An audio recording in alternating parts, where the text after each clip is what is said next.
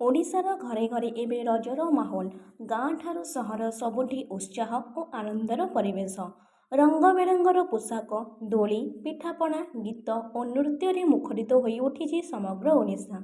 ରଜ ପର୍ବ ହେଉଛି ମାଟି ମାଙ୍କର ଋତୁସ୍ରାବ କାଳକୁ ଆଧାର କରି ପାଳିତ ଏକ ବିଶେଷ ପର୍ବ।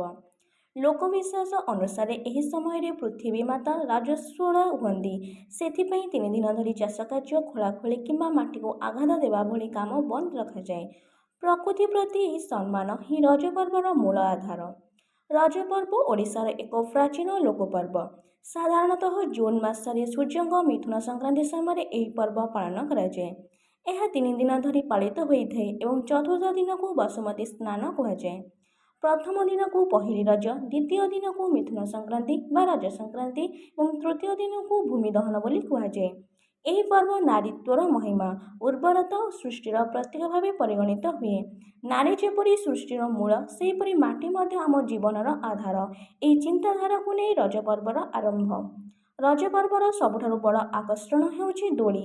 ଗାଁର ବଡ଼ ବଡ଼ ଗଛରେ ବନ୍ଧା ଯାଇଥିବା ଦୋଳିରେ ଝିଅମାନେ ଓ ମହିଳାମାନେ ଦୋଳି ଖେଳିଥାନ୍ତି। ଦୋଳି ଖେଳ ସହିତ ଗାଆଯାଏ ପାରମ୍ପରିକ ରଜଗୀତ। ରଜଗୀତରେ ଥାଏ ପ୍ରେମ, ପ୍ରକୃତି, ସଂସ୍କୃତି ଓ ଗ୍ରାମୀଣ ଜୀବନର ସୁନ୍ଦର ଚିତ୍ରଣ। ଏହି ଗୀତଗୁଡ଼ିକ ଓଡ଼ିଆ ଲୋକ ସଂସ୍କୃତିର ଅମୂଲ୍ୟ ସମ୍ପଦ। ରଜ ଆସିଲେ ଘରେ ଘରେ ପ୍ରସ୍ତୁତ ହୁଏ ବିଭିନ୍ନ ପ୍ରକାରର ପିଠା। ପୋଡ଼ପିଠା, ଆରିସା ପିଠା, ଚକୁଳି ପିଠା, ମଣ୍ଡା ପିଠା, କାକରା ପିଠା ଓ ଏଣ୍ଡୁରି ପିଠାରେ ସୁଗନ୍ଧରେ ମହକି ଉଠେ ପରିବେଶ।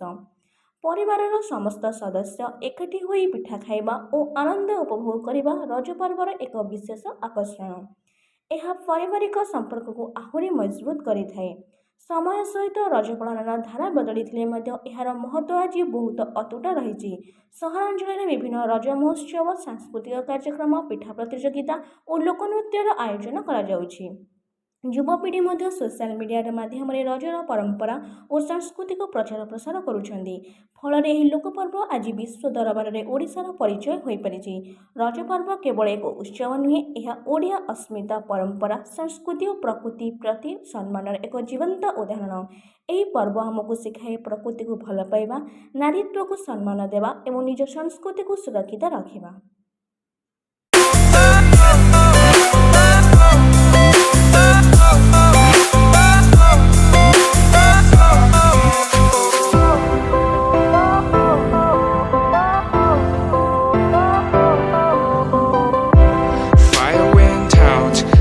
Went down when you feel lost in your shadow. Don't feel alone, don't scream so loud. We are living in this cruel world.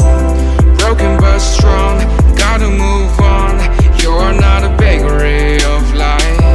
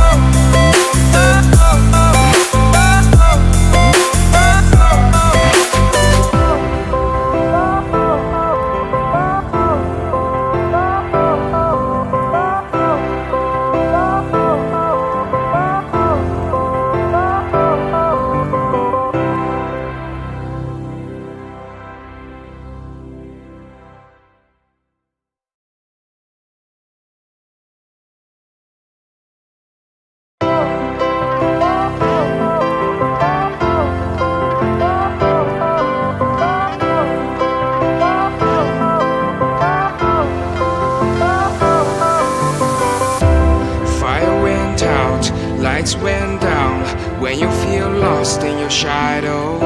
Don't feel alone, don't scream so loud. We are living in this cruel world. Broken but strong, gotta move on. You're not a bakery of life. Equip my soul, find the real goal.